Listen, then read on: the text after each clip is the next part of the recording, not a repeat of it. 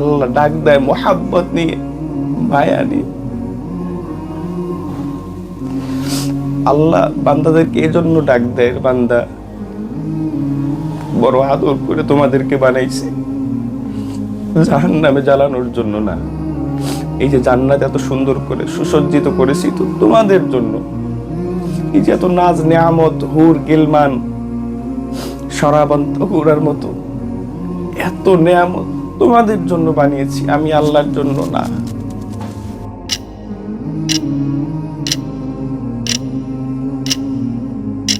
আল্লাহ তাআলা আক্ষেপ করে বলেন, আমার বান্দা তোমার কি হয়ে গেল?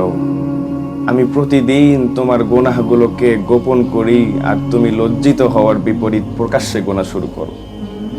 আমি প্রতিনিয়ত আদর করে মায়া করে তোমাকে ডাক দেই আর তুমি আমার ডাক শুনেও ঘাড় ফিরিয়ে অন্য রাস্তা দিয়ে হেঁটে যাও। আমি তোমাকে কাছে টানার চেষ্টা করি আর তুমি আমার সাথে দূরত্ব সৃষ্টি করো। এই যে প্রতিনিয়ত এত গুনাহ করো, এত জুলুম করো, এত সীমা লঙ্ঘন করো, আমি আল্লাহ চাইলেই এর বদলা নিতে পারি, আমি আল্লাহ চাইলেই এর প্রতিশোধ নিতে পারি। কই, আমি কি এখনো পর্যন্ত তোমার দৃষ্টিশক্তি কেড়ে নিয়েছি? আমি কি এখনো পর্যন্ত তোমার হাতকে লুলা ল্যাংড়া বানিয়েছি? আমি কি তোমার জিহ্বার শক্তিকে হরণ করেছি? আমি কি তোমাকে অসুস্থ বানিয়ে ফেলে রেখেছি? না। কেন জানো? নবীজির হাদিস, আল্লাহ তাআলা বলেন, ইয়াবনা আদম ইন্নী লাকা মুহিব।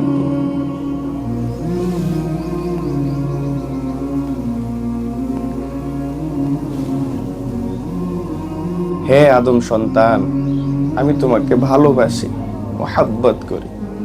আল্লাহ তাআলা এই কথা বলেন নেই, হে আদম সন্তান, তোমাদের মধ্যে যারা নামাজি, যারা রোজাদার, যারা তাহাজ্জুদ গুজার, যারা ইনসাফ বজায় রাখে, আমি তাদেরকে মোহাব্বত করি, এ কথা বলেন নেই। আল্লাহ বলেছেন, ইয়াবনা আদম, হে আদম সন্তান, যত আদম সন্তান আছো, কাফের হও, মুশরিক হও, বেনামাজি হও, জালেম হও, সুদখোর হও, যেই গুনাহে তুমি জর্জরিত থাকো না কেন, আমি তোমাকে ভালোবাসি, মোহাব্বত করি। এই জন্যই তো সারাদিন আমার সাথে নাফরমানি করার পর আমি আল্লাহ রাত্রে তোমাদেরকে আরামদায়ক ঘুমের চাদরে আবৃত করি।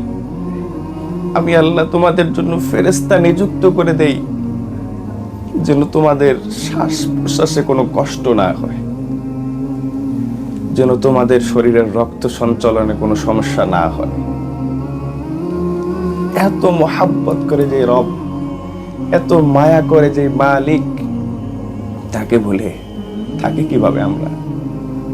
এটাও কি কোনো মানুষত্বর ভিতরে পড়ে?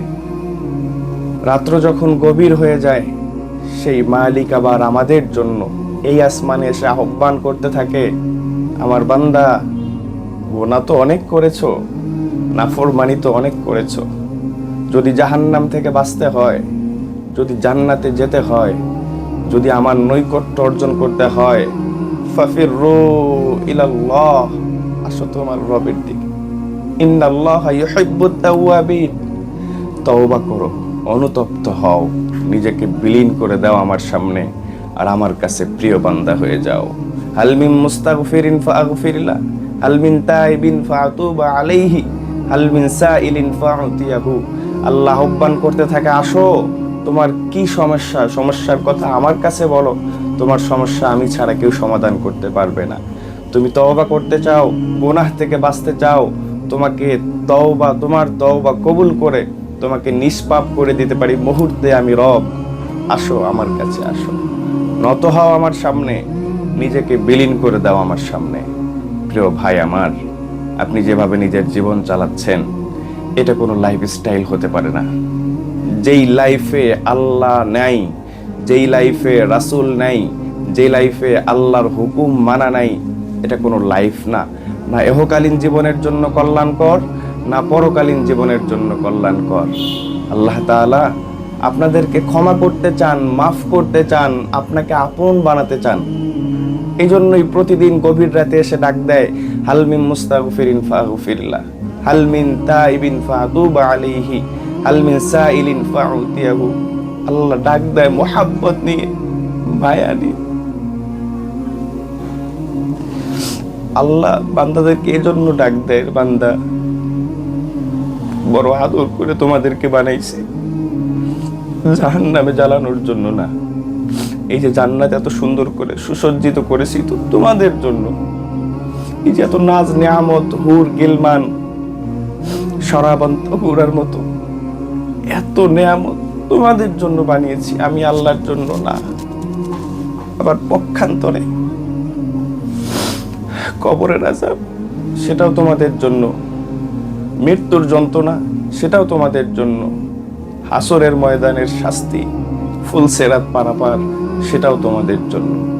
তুমি কোন রাস্তা বেছে নিবা তুমি নিজেই চয়েস করো। প্রিয় ভাই আমার, আল্লাহ সবসময় মাফ করার জন্য, আল্লাহ সবসময় বান্দাকে মাফ করার জন্য বান্দার দিকে তাকিয়ে থাকেন।